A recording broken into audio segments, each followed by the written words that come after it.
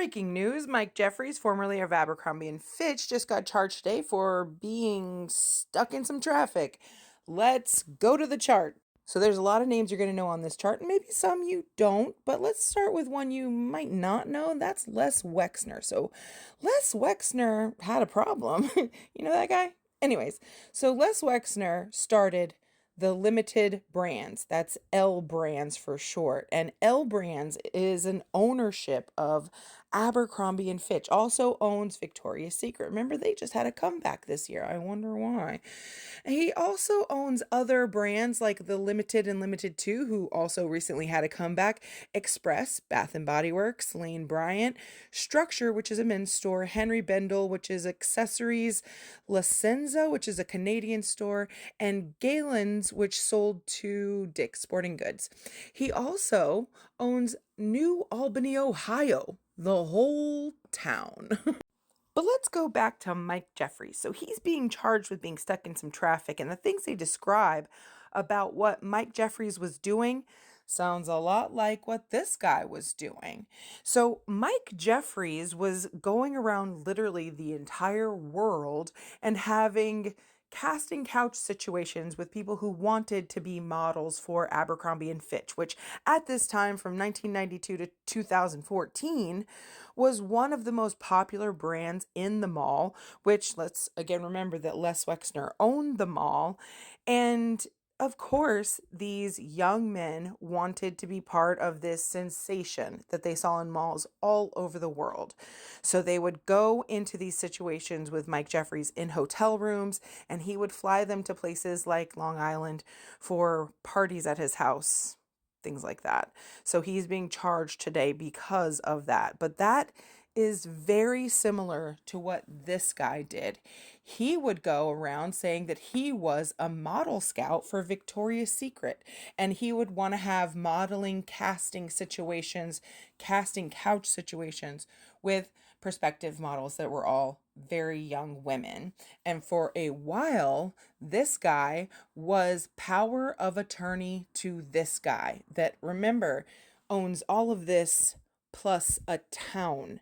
And in this town where he lives, and in Ohio, which is the headquarters of this place, and all of these, he owned a whole huge estate. And on that estate, sometimes this guy would send young women who were had experience and they wanted to be artists. They were students. And he would send them to New Albany, to Les Wexner's home, his estate, to stay in one of the houses. Now, remind you, let's just say you're a young woman.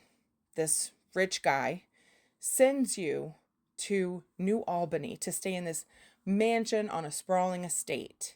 And if you get past the security on that estate and into the town of New Albany, the police and all of the elected officials and most of the rich people and influential people in the town are owned by this guy.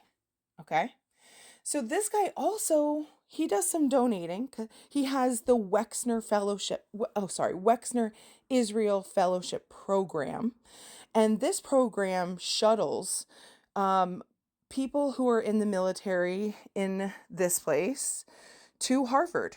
And so they can learn more. But a while ago, he got in some trouble with Netanyahu because he thought that, he thought that sending all of these people like soldiers over to go to Harvard, it was too liberal for them. It was giving them too many ideas.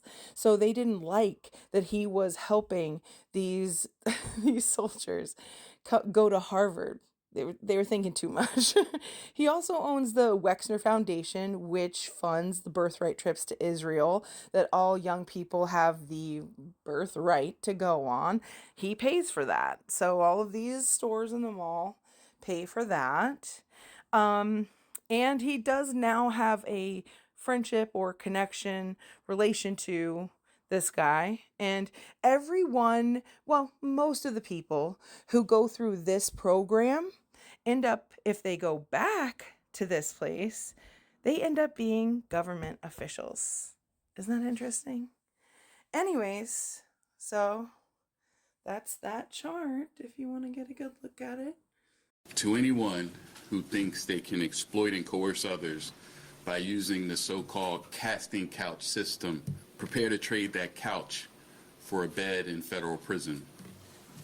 The defendants employed a referral system and an interview process that did not inform the men of the details of the sex events before they attended, including the full extent and nature of the sexual activity that would be required of the men at these events. They caused the men to believe that attending these sex events could yield modeling opportunities with Abercrombie or otherwise benefit their careers. The defendants pressured the men to consume alcohol, Viagra, and muscle relaxants known as poppers during the sex events. And they required the presence of staff during the sexual activity and ensured that the men did not